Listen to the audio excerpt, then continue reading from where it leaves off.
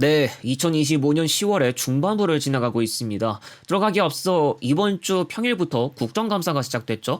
국토교통부를 비롯해서 차량 제작사, 교통공공기관도 이번 국감 대상에 들어왔는데 이와 관련한 이야기들은 일요일 한 주간의 소식들에서 정리해서 전해드릴까 합니다. 먼저 경북권입니다. 지난 고속의 안동 경북도청 예천 점촌 상주 성주 고령 노선이 11월 1일 운행 중단됩니다. 하루 두 차례만 운행되고 있었고 성주 고령 방향은 앞으로는 타지 중간 환승이 불가피할 것으로 보입니다. 같은 날에는 김천구 의미역에 정차하는 시외버스 노선이 조금 더 늘어납니다. 안동 경북도청 예천 점촌 상주 김천 노선이 김천구 의미역에 추가 정차할 예정이고 이 노선은 지금 총 4차례 운행하고 있습니다. 충북의 한 운수사가 충북도로부터 인가받은 진천 인천공항 간과 음성 인천공항 간 노선이 국토교통부에 의해서 인가가 취소됐습니다. 규칙에 따르면 직행용 노선이 2개 이상 시도를 경유할 시 관계 시도지사와 협의하도록 하고 있고 또한 다른 업체에서 이미 인가받아 운행하는 다른 노선에 충북운수사가 운행허가를 받은 것이라고 알려졌는데요. 국토교통부는 인가 취소 사유에 대해서 해당 자치단체와 관련 업체 부동의가 있었다고 했습니다.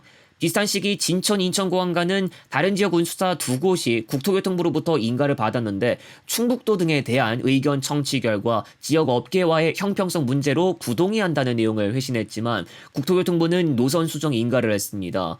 충북 지역 업체 5곳은 최근 국토교통부에 민원을 제기했는데 고속형이 본의 기존 고수익 노선만 선별적으로 가져가면 직행형 수익 노선 기반이 무너진다고 주장했습니다. 일각에서는 관계가 아직도 안 좋은 것이 아니냐는 주장도 제기됐는데 어떻게 조치가 될지 봐야겠습니다.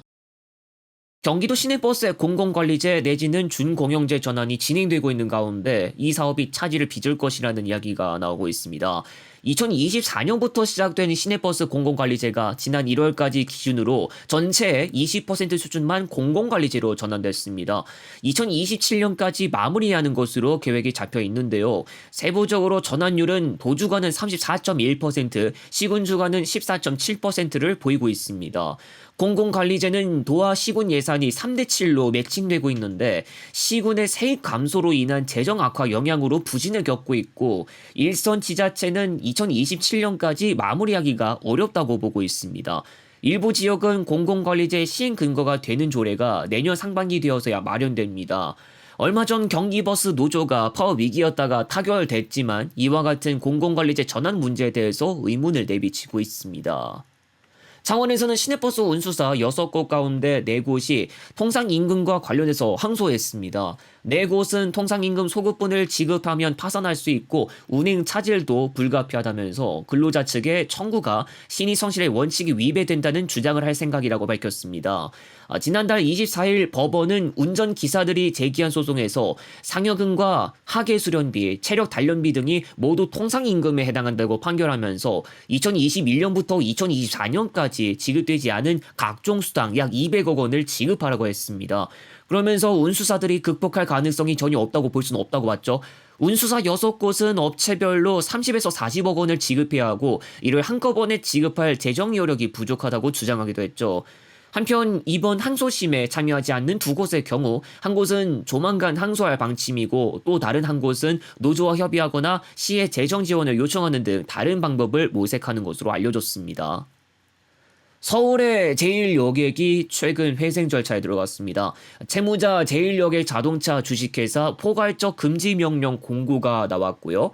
앞서 차고지 천연가스 사태로 인해서 시내버스 운행에 차질을 빚게 했던 일이 발생했죠. 밀린 가스 비용만 40억 원가량이고 이로 인해서 시내버스가 다른 충전소를 찾아가야 했다고 알려졌습니다. 파산이 아닌 기업 회생 절차에 들어간 것인데 앞으로의 일을 지켜봐야겠습니다. 이번에는 철도 차량 제작사를 이야기해봐야겠습니다. 수도권 전철 7호선 청라 연장과 인천 지하철 1호선 검단 연장에 따른 추가 전동 열차 제작과 납품이 이루어져야 하는데 다원시세 납품 지연 사태로 인한 우려가 증폭되고 있습니다. 인천광역시 도시철도 건설본부에 따르면 계약상 7호선 청라 연장분 열차는 2027년 12월까지 총 56칸을 납품해야 하고 인천 지하철 1호선 검단 연장분 열차는 올해 12월까지 판량 1개 편성을 납품해야 합니다. 다음 시스는 코레일의 ITX 마음이나 서울 지하철 신규 열차 납품 지연이 발생하면서 지체 상금을 물고 있는 이야기가 알려졌죠. 이에 따른 우려가 증폭되면서 도시철도건설본부가 다원시스를 상대로 독촉했다고 밝혔습니다. 관계자는 다원시스가 납품 지연을 일으키고 있음에도 신규 사업을 수주하고 있고 기존 물량을 소화하면서 인천 물량까지 제때 납품할지 의문이지만 지금으로서는 독촉하고 관리하는 게 최선이라고 밝혔습니다. 또 다원시스가 지난 12월 26일 서울지하철 9호선 24칸 제작 구매 계약을 395억 4,797만 원에 했다고 박영갑 의원이 밝혔습니다. 지하철 9호선 전동차 24칸 제작 구매 기술 평가 결과에 따르면 현대로템은 정성 70.9점, 정량 21.4점을 받았고 다원시스는 정성 63.8점, 정량 21.9점을 받아서 상대적으로 낮은 점수를 기록했지만 서울시는 다원시스를 선택했습니다.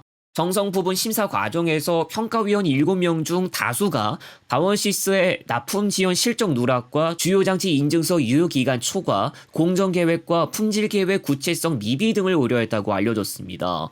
서울 지하철 2호선을 시작으로 다원시스 이름을 걸고 열차들이 들어왔지만 정작 완벽하게 돌아가지 못했어요. 세간의 이슈가 되고 있는 다원시스와 관련한 문제의 전개는 과연 어떻게 이어질지 지켜봐야겠습니다. 전국 철도 노조가 지난해에 이어서 거의 1년 만에 또 한 번 파업의 가능성이 열렸습니다. 이번 주 노조의 공식 발표를 통해서 전해졌는데요. 14일에 있었던 제3차 인단협 본교섭에서 결론이 선언됐습니다. 이에 따라 11월 4일부터 7일까지 쟁의행위 찬반 투표를 진행할 예정입니다. 이 자리에서는 고속철도 통합, 성과급 지급 기준과 총인건비 정상화, 인력 충원, 복지와 관련한 내용을 논의했습니다. 철도공사는 성과급에 대해서 기재부 입장을 확인해야 할 수밖에 없다고 밝혔고 앞서 지난 회차 파업 이후 진행된 연구 용역에서 도출된 방안도 기재부가 거부한 사항이라고 알려졌습니다. 고속철도 통합도 뜨거운 감자인데 우선 국토교통부가 교차 운행부터 생각하고 있다고 밝혔죠.